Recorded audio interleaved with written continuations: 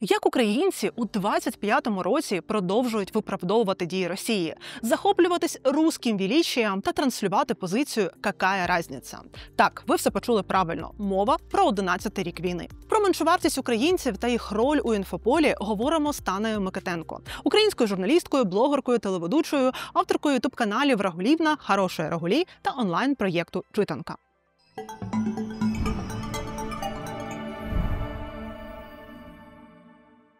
Тань, вітаю на другій частині нашої розмови. Чи може це буде перша частина, побачимо, але вона буде про «какая разниця українців», я її для себе так назвала. І теж хочу поговорити про те, як ось цей конструкт, все ж таки, напевно, піраміда, забиває на мізки і збиває до того, що, здавалося б, на 11-му році війни українці далі продовжують тяготіти до цього всього величія і так далі. І коли там, умовно, люди перестали частково дивитися Арестовича, то співчутливі коментарі до Даші Малахової, яка плюс-мінус транслює те ж саме, тільки просто іншими словами, мене, наприклад, поражають. Але давайте поступово. Почнемо, звісно, зі світіли в лапках господина Арестовича, його трансформації, які вже, слава Богу, стали всім помітними. Яку ви зараз роль бачите його в інфопросторі, коли з одного боку перегляди ще є, і вони достатньо великі, на жаль, з іншого боку вже значна частина українців з цього сміється? Ой, я взагалі вважаю Олексія дуже корисним елементом нашої екосистеми інформаційного простору. Для мене він подарунок. Тому що насправді на його прикладі можна дуже легко пояснити те, що ти хочеш сказати. Водночас також я можу сказати, що дуже багато тез, які він висловлює, я навіть беру собі в позитивному ключі за основу для того, щоб з цими тезами працювати. Ну, наприклад, у нього є теза про Украина все время жертва и так далее, да, они уже задолбали, все время из себя корчать жертву, да ми самі ответственны за голодомор. Знову ж таки, ми згадаємо Лазніцу з його Бабиним Яром, що у нас виявляється, в общем, розстріли в Бабиному Яру, це українці зробили. Це дуже популярна історія, яку нам транслюють. Але з іншого боку, якщо повернути її в бік більшої користі для українців, це хороший вектор в бік того, щоб дивитися на нашу історію не лише в одновимірному стані ми жертва, а і на ті помилки, які ми зробили, ті похибки, які ми не рефлексуємо, але на них варто зосередитися для того, щоб ці помилки не повторювати і бачити себе з недоліками і достоинствами. Не тільки про достоинство говорити, а й про недоліки, тому що це дає тобі більше сили. І фактично він з одного боку говорить, от подивіться, от голодомор – це ми. А з іншого боку, у нас є Хвильовий, який застрелюється, але пише, що він комуніст. А з іншого боку, у нас є Остап Вишня, який гумор для всіх, але у нього є абсолютно жахливі тексти, що знищують в очах українців поняття України незалежної. І ми повинні дивитися на цю суперечливість цих біографій і приймати тих, хто все-таки працював на розбудову України, з цими недоліками, усвідомлювати їх, не відвертатися. Тому що якщо ми будемо відвертатися від цього, ми потрапимо в пастку, в якій живуть росіяни. Росіяни живуть у пастці, що вони прекрасні, великі, у них все прекрасно. Якщо щось погано, то хтось винуват другий. Ми живемо у ще гірших обставинах, тому що над нами дуже століття поспіль домінувала Росія. І зараз дуже багато закидів в бік того, що українці реактивні, вони в ресентименті, якщо слідкою говорити про інших персонажів, яких ми зараз, я думаю, згадаємо. Вони в ресентименті, вони не можуть ніяк Росії пробачити, і все побудовано в Україні на антиросії. Оце давайте зразу їх і згадаємо, наші філософи. Дацюк, Баумейстер, Романенко там про них і так далі. Хом'як і так далі. І от вони це виголошують з одного боку. А з іншого боку, ти маєш класний стартовий майданчик, в якому ти продовжуєш ці діалоги, говориш, так, дуже багато чого ми обговорюємо, відбувається відштовхування від Росії, тому що ми не можемо ігнорувати ту політику, яка чинить Росія проти нас зараз, і де вона завжди... Ми не можемо аналізувати історію Радянського Союзу без ролі Росії. Як ми будемо? Куди ми її дінемо? Ну, Росія завжди була присутня. Да, вона у нас присутня. Ти можеш розчленити цю історію, відділити те, що закладають вони для своєї аудиторії, і пояснити це аудиторії, яка готова йти далі. Тому те, що говорить Арестович, для мене дуже хороші маркерні тези, які дають можливість протистояти його пропаганді і знешкоджувати її. Як от висловлювання про маленьку українську культуру від Арестовича стало стартовим майданчиком для десятків, якщо не сотень, українських інтелектуалів, які використовують цю фразу як мем і розповідають своїм аудиторіям про велич української культури. І говорять про те, що ви просто не цікавилися, ви не знаєте. Але зараз я вам розкажу і напам'ятаю. Да? От Арестович – це дуже класний стартовий майданчик. Насправді, я рекомендую всім, хто працює в інформаційному просторі і хоче робити якісний вдумливий контент, який дасть нам розвивати аудиторію, дивитися на його меседжі, які він закладає, і трошечки їх переінакшувати в бік того, що буде корисним для українців. Тому що його меседжі дійсно нищівні. Його меседжі дійсно знецінювальні. Його меседжі дійсно спрямовані на те, щоб викликати дуже великі емоції негативні на його адресу. Це буде обговорення, це буде популярність. До нього прийде частина аудиторії заряджена якраз на такого типу контенту, тому що ждунів у нас дуже багато. Русських людей, яких сюди заселили для того, щоб вони чекали приход своєї мами родини, багато. Він працює на цю аудиторію, і паралельно він драконить ту аудиторію, яка вже розуміє, що він робить. Але з іншого боку, кожен його меседж можна перевернути, розібрати і взяти з нього користь. Як кожен меседж російської пропаганди можна деконструювати і перетворити на чорнозем. Це прекрасно. Від Арестовича є користь, можна виносити в заголовок відео. Від Арестовича однозначно є користь. Ну, в моєму світі так. Якщо ми говоримо про ці зменшені копії Арестовича, ось цих всіх філософів, чи як їх коректно називати, я впевнена, що частина нашої аудиторії вперше про них почує, але от давайте зробимо їм таку вакцинацію. Що десь так з Баумейстером Дацюком і компанією, тому що вони достатньо вагому роль відіграють в інфопросторі, попри свою, здавалось би, орієнтацію на певні сегменти. Питання в тому, що, якщо Баумейстера Дацюка не чули, то, може, чули про Дугіна? А що не так з Дугіним? Я розумію, що з іншого боку, коли ти не чув ні ті імена, ні те ім'я, ти такий, Таня говорить китайською мовою, я не розумію. Мені ці аналогії непонятні. Але, грубо кажучи, це люди, які транслюють меседж, що України не має бути, її ніколи не було, її вигадали, і вона, якщо ще мала якесь право на існування поруч з Росією у ролі младшого брата, то зараз вона взагалі не має права на існування, і її треба стерти з лиця землі. Це не точно, але по смислу точно цитата Дугіна. І роблять весь свій продукт на те, щоб свою аудиторію зараджати цим меседжем. І нормалізувати знищення держави і геноцид українського народу, то Баумейстер і Дацюк і всі інші, вони, звичайно, не з таким градусом, бо вони працюють з трошки іншою аудиторією, але роблять те ж саме. Бо вони теж продають якийсь інший проєкт України. Нам треба придумати проєкт Україна. Другая Україна.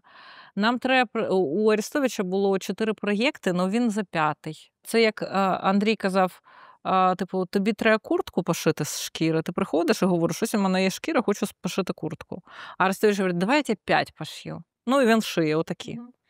Це те, що вони роблять з Україною. Фактично, вони час шукають якусь іншу інтерпретацію України і продають своїм глядачам те, що передбачає, щоб України не існувало. Тобто Українська Республіка. Про антиутопію у вас недавно був ефір з Остапом Українцем, там була згадка про цю книжку, де що було б, якби Росія взяла Київ за 3 дня. І там була б Українська Республіка. І це фактично і є відображенням того, що хочуть побудувати Баумейстер, Дацюк, Арестович. Вони заперечують українську історію, вони говорять, українська історія – це не тільки там Грушевський і УНР, це іще Петлюра, це іще то, чи іще то. Я готов забыть Грушевського, головне, щоб вот это вот все разнообразие українців осталось. Зокрема, разнообразие совєтської України. Це потім все переводиться, переконструйовується, перепрошивається в інший кубік, і далі нам презентують якусь іншу Україну. Як вони філігранно забувають про всіх українських, ну окей, про більшість українських культурних діячів, письменників і так далі. Вони взагалі філігранно забувають про все, вони намагаються перепрошити Україну в щось інше. Знаєте, що робить нашу команду щасливою? Ваші перегляди, вподобайки і коментарі, які ви залишаєте під відео. А знаєте, що допомагає нам створювати нові відео? Ваша фінансова підтримка. Якщо вам подобаються наші відео, давайте створювати їх разом. Підтримуйте нас фінансово на українських та міжнародних сервісах і безпосередньо на Ютубі. Всі деталі у закріпленому коментарі. Нещодавно я своїм глядачам показувала відео з інтерв'ю Кравчука російським журналістам, так би мовити, 94-й рік. В той період, коли дуже сильно критична ситуація була з Кримом, і Крим збиралися окуповувати уже тоді, але тоді не склалося. І от до нього приїхали, реально ГБшники, гебня, от прямо по обличчям видно, що вони гебня. І сидить Кравчук і дає інтерв'ю. А вони йому такі, значить так, начнем сразу с главного. Вы будете вместе с Россией разделять право собственности на Крым? І Кравчук такий між крапельками. Йому кажуть, а давайте зробимо з України федерацію. А він каже, це ж унітарну державу, робити з нею федерацію.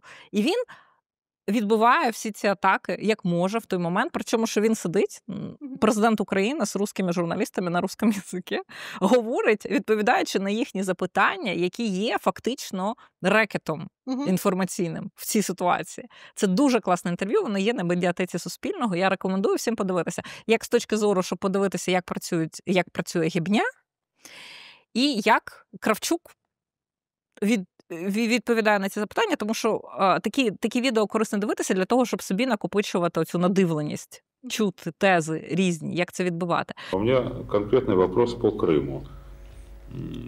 Просто для того, чтобы начать обсуждение действительно реальных проблем. По Крыму. Сколь это сложно, мы все здесь знаем, и не стоит об этом говорить. Вопрос мой следующий. Может ли Украина, или вы лично в данном случае, как президент Украины, учитывая сложность и по многим оценкам практическую нерешаемость в нынешних структурах, в нынешних взаимоотношениях проблемы Крыма, может ли Украина пойти на совместное владение Крымом вместе с Россией? Я не очень понимаю категорию совместное владение. Это довольно распространенный в международной практике, не очень часто встречающийся принцип кондоминиума, когда два государства владеют одной территорией, совместно управляют, совместно расходуют бюджетные средства или получают оттуда налоги. А какой резон в этом? Что это даст?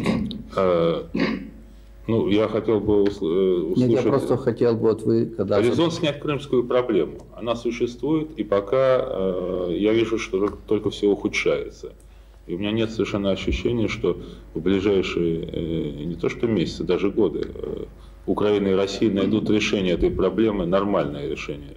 Я согласен с постановкой вопроса, но эта идея должна исходить от того, кто желал бы этого.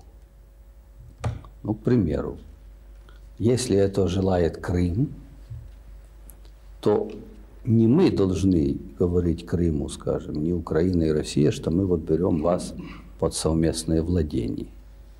Таких заявлений и таких намерений со стороны крымского руководства и прошлого, и нынешнего нигде не высказывалось. Высказывается однозначное мнение сегодня крымского руководства. Это первое. Добиться государственности как промежуточный этап. И второй – это войти в состав России. Это программа, это цель нынешней партии, которая имеет большинство в парламенте, и такая же программа президента Крыма. Все это время, особенно последнее, идет полное дистанцирование от Украины, причем по всем направлениям – политическим, идеологическим, информационным и другим, кроме экономического, потому что Крым на 90% 3% зависит от Украины, это они хорошо понимают. А все остальное полное отключение. Скажем, есть регионы в Крыму, где вообще сегодня вы не услышите ни украинской речи, ни украинских газет, ни радио, ни телевидения. Вот я себе представляю совместное владение. Поставить вопрос равные условия, культурные, политические, религиозные, национальные и другие. Это вы завтра увидите, что это неразрешимая проблема. То есть это будет совместное владение на 95% фактически российское и 5% де юре украинское. А какой выход тогда? Выход один, чтобы крымские власти соблюдали Конституцию. Больше ничего. А можно с другой стороны несколько подойти, Леонид Макарович, к проблеме Крыма и не только Крыма. Не согласитесь ли вы с тем, что ситуация в Крыму и в других регионах, в Донбассе, выдвигает на первый план, по крайней мере, проблему федерального устройства, проблему, может быть, земельного устройства. И промедление в решении этих вопросов, которые стучатся в дверь, если вы согласитесь с этим,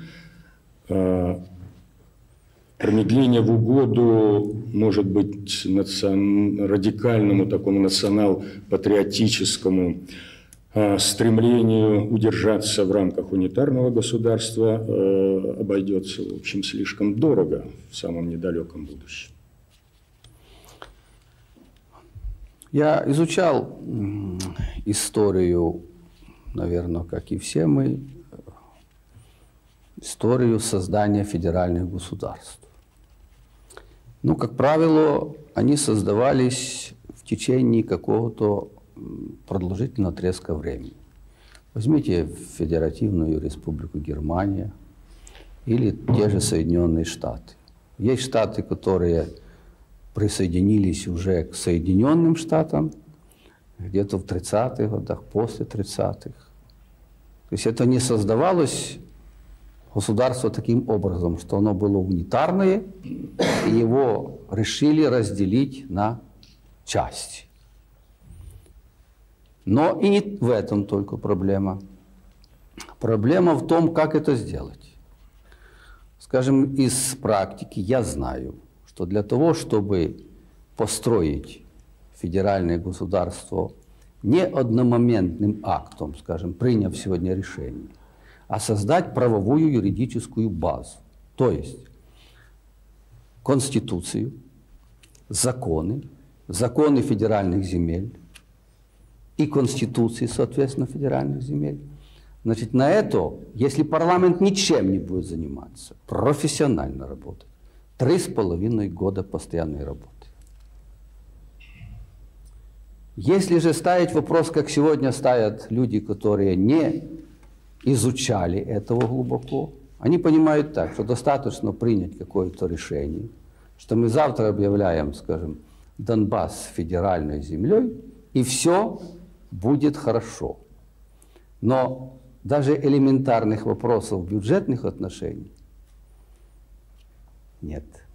Ничего нет, понимаете? То есть для того, чтобы эту задачу выполнить, нужно сначала определиться, да, Украина приняла, ну, будем говорить, какую-то концепцию федерального устройства и приступить к созданию законов, Конституции и всего этого федерального государства. Тогда можно на это идти. Если просто так, на бытовом уровне, это означает развалить государство, потеряв всяческие рычаги им управления. Хотя я соглашаюсь с вами, что здесь есть проблема, вот как подойти и когда подойти к ней. Потому что если взять за исходное, что вот нет федерального государства, поэтому мы можем развалиться, то я вам также отвечу, если мы сегодня примем, скажем, концепцию федерального государства, не имея под это ничего, мы тоже развалимся. Так от, оця хібня з цього відео дуже сильно є дзеркалом того, яка гібня зараз у вигляді Баумєстера чи Дацюка нам віщає, яка нам треба Україна, республіка, не республіка, конфедерація, федерація, що там іще. Вони намагаються продати нам все, що завгодно, на місце України, яка їх не влаштовує. Вони далі працюють на ось цю аудиторію ждунів і так далі? Чи ви бачите, що вони мають вплив і на інші українські аудиторії? Мені важко проаналізувати, на які аудиторії вони мають вплив. І питання в тому, що дуже часто їхні меседжі насправді можна і так трактувати. Тобто їх можна трактувати як і атаку на українство, так і бажання проаналізувати. Ну, от як я об'єктивно проаналізувати. Як я перевернула тезу Арестовича на самому початку, так кожну їхню тезу можна перевернути і сказати: ні, ми насправді Україну підштовхуємо до того, щоб вона подумала в цей бік. І дійсно, от в тому то й питання, що коли ти це аналізуєш, дійсно це можна так подавати. І вони це подають. Але тут уже готовність аудиторії вичленовувати серед того, що вони говорять, і бачити, які вони меседжі прокидають. Ну, але вони далі, очевидніше, починають говорити на тему знецінення, на тему того, що самое большое преступление Украины – это нападение на религию, на веру, на саму веру в этой стране, преследуют людей, которые пытаются защитить свою веру в Україні і так далі. Ну, це ж брехня. І цю брехню вони, ну, залежно від аудиторії, десь там озвучують. І просто треба тим людям, які їх слухають, давати оці різні меседжі і казати: ви із цим погоджуєтесь, а вам не здається, що якщо вони дуже часто прокидають прямо російську методичку, то, можливо, там трошечки щось інше. Ну, але, в принципі, отак от, якщо вдумливо, якщо не слухати це як радіо, бо дуже багато хто слухає контент, не глибоко в нього занурюючись, просто включив як радіо і слухаєш. В одне вухо влетіло, в інше вилетіло, щось зачепилося, ти не бачиш в цьому небезпеки. Тому що я, коли вмикаю, я завжди працюю. Ну, я не дивлюся ефір Арестовича для задоволення, я знаю, що я його дивлюся для того, щоб знати, що мені вирізати для мого контенту. І я палюю, я мисливець в цей момент. Відповідно, на мене, попри те, що я мисливець, якісь меседжі все одно застрянуть в голові. Я не буду пам'ятати, де я їх почую. Я це усвідомлюю, цей ризик. А є люди, які взагалі не ставляться до цього контенту як для загрози. Як до загрози. Вони ставляться до цього як до рекреації, як до способу відпочити і дізнатися щось нове. Почути іншу думку, я боюся, що про це. І в тому числі. Так, я думаю, що моя гіпотеза в тому, що, власне, вони працюють як якийсь такий формат різного погляду на різні ситуації. Для того, хто не хоче сильно занурюватися. Хочете, щоб це відео побачили ваші рідні і друзі? Тоді підписуйтесь на наш канал і залишайте вподобайки та діліться з близькими. Ваша активність допомагає у тому, щоб це відео побачили якомога більше людей. А ще мотивує нас створювати більше нового контенту. В нас ще є такий прекрасний персонаж в нашому інформаційному просторі – підсекційна Свята Крюкова. Останнім часом давно не звертала уваги, але мене тригернув її допис, де вона ставила себе поряд з Порошенком і може подумати, що вони разом з Порошенком будуть відстоювати якісь спільні інтереси, а тут вони проти України борються разом. Яку роль вона зараз в інфопросторі виконує, з твоєї точки зору? Я за нею майже не слідкую, але я можу сказати, що всі ці люди, про яких ми говоримо, в тому числі вона, це, окрім того, щоб просувати певні меседжі, вони є персонажами, які тригерять, які виводять тебе з емоційної рівноваги, які тебе спеціально занурюють в емоційний дисбаланс. Тому що дуже великим завданням російської пропаганди є якомога більше людей розсварити між собою, для того, щоб посіяти цю ворожість одне до одного, щоб роз'єднати, і щоб потім з кожним окремо дуже класно протистояти йому. І російська пропаганда вкидає величезне число меседжів, і може підтримувати і ті, і всі меседжі. І при цьому це вигідно для того, щоб дробити суспільну дубку, і для того, щоб якомога більше людей налаштувати одне проти одного, а пропаганда і оці от гачки, якими вони користуються, вона завжди дуже емоційна. Тобто це все зав'язано на емоціях. І фактично під текстом посту від Світи Крюкової є підтекст підтекст, що ми з Петром Олексійовичем вместе. Для частини аудиторії це так і считає. Що далі відбувається? Далі відбувається бурління говн. Ми так і знали, що Порошенко з Гончаренком вместе, і от ще Крюкова і так далі, і так далі. З одного боку починається, з іншого боку, та ні, це ви накидаєте і так далі. Люди починають заміс. І фактично вона є тригером, вона є ще однією тією хвилею, яка дає підґрунтя для емоційного неспокою і для підбурювання емоційного протистояння одних українців проти інших. Тобто типовий трікстер. Так. А доктор Комаровський, який то трохи пішов на спад, зараз його знову, дякуючи Гордону, знову багато в інфопросторі. І от коли ми з командою обговорювали це питання, мами говорили про те, що він дійсно досі має значний вплив на голови мам, яких дітей він лікує не тільки буквально, але й через свої відео. Як ви бачите його зараз роль? Тому що в один момент дуже злився з Гордоном і йшов такою політичною колоною, а зараз, як виглядає, вони трошки по-іншому працюють. Він далі продовжує політичні теми, час від часу він проштовхує, дуже знецінюючи всіх своїх критиків паралельно, тому що ще одна робота, яку ведуть пропагандисти, це знецінення тих, хто виступає проти них, байдуже яким способом, їм повірять на слово, все, можна далі не працювати. І Комаровський, як і, наприклад, Роднянський, я туди же його засуну, тому що Роднянський, він про кінематографи, він зробив 1+1, і він такий продюсер, і він такий, йому можна дивитися. Є певна аудиторія, яка ядром приєднається до Роднянського, тому що у нього є якісь там популярні фільми, які йому вдалося зробити, і вони в ньому бачать продюсера, попри те, що це фільми «Дев'ята рота», «Біла гвардія», «Няня Віка» і це все. Це не береться до уваги. До сих пір відстоюють думку, що Роднянський до 9-ї роти не має ніякого відношення. Українці. Я недавно про це написала допис, і в мене просто волосся дибки ставало, що ніякі аргументи на них не діють. Можу порекомендувати подивитися відео про Роднянського, яке я зняла для читанки. У мене є там цікаві досліди, така категорія відео, і я там прочитала його книжку «Виходить продюсер». Я теж читала там. І там же ж він прям в злочинах зізнається. Там. Це ж було до того. То треба зробити ремарку, що це було до 22-го року. Але і зараз там просто явка з повинною. І більше того, він зараз випустив якусь нову книжку. Ще не читала, не бачила, але він її дуже активно промотує. І Роднянський, якщо ви послідкуєте за його появою в медіа, він дуже часто, він на якихось російських ліберальних каналах, там у Наташі Влащенка, ще щось, але його дуже багато. І от Роднянський, Комаровський або інші персонажі, які представляють індустрії, нібито напряму не пов'язані там з політикою, не пов'язані там з інформаційним простором. Вони ніби про іншу індустрію, але у них є аудиторії, які їх поважають за їхню роботу, за їхні здобутки, за їхню видимість у цьому, і приєднуються до їхніх думок, попри те, що це не експертні думки, бо доктор Комаровський – педіатр, все, на цьому зупиняємо. Він не експерт з інформаційної політики, він не експерт з політики, він не експерт з політичної філософії, тощо, але він говорить якісь такі речі, він не експерт з війни, але він якісь речі говорить, які дозволяє собі сказати саме тому, що і в його експертність як педіатра беззастережно вірять. І це дуже велика проблема. І питання в тому, що я як мама теж іноді дивлюся, а що там сказав Комаровський про це. Тому що він в цій сфері Але дійсно... тут варто сказати, що ви дивитеся, як лікувати дитину.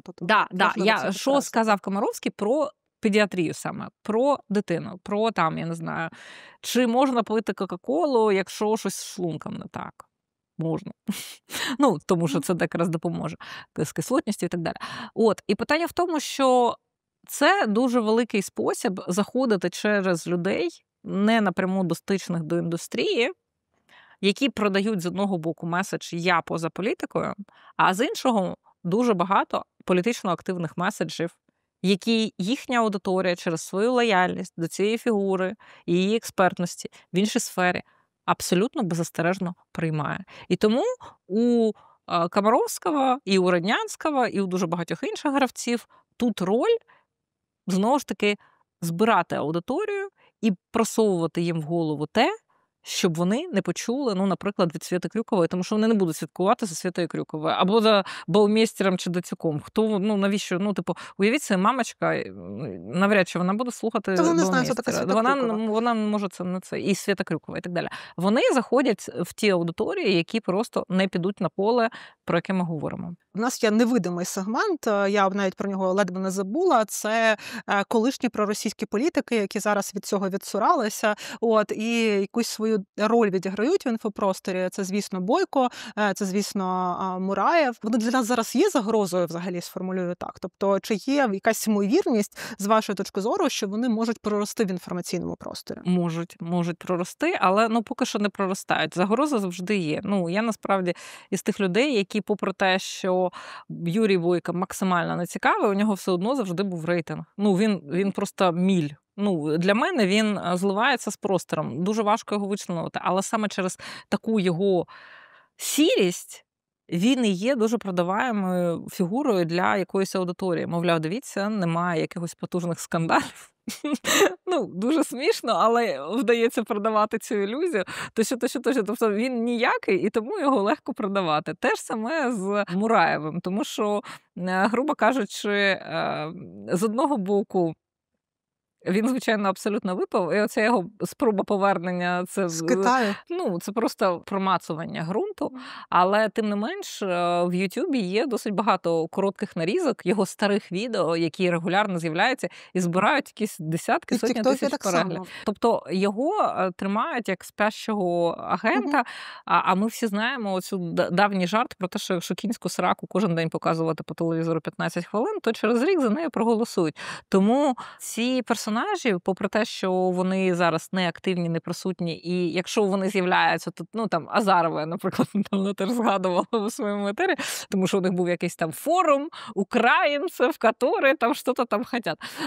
От з одного боку, ти дивишся, ну там Янукович не воскресне, Ганна Герман не воскресне, аж тут так вони воскрешають. І ти розумієш, що насправді дурні гроші і азарт, і енергія, яка стоїть за людьми, які це вміють просувати, просунуть і Герман, і Мураєва, і Бойка, коли треба. Ввіллють бабло, і воно піде. Тому зараз це не помітні явища на нашому інформаційному просторі, але якщо вони якийсь час тому мали вагу, і у Росії не так багато вибору, це хороша новина, до речі. Мало хто погоджується з ними працювати, і насправді це ж дуже зручно. Там заходиш, наприклад, на канал «Шелест», там, і вже, там, слава Богу, менше можуть зайти.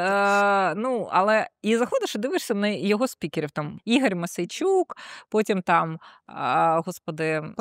Пальчевський. От, бачите, бо він висів на всіх плакатах, Пальчевський і так далі. Немає вибору.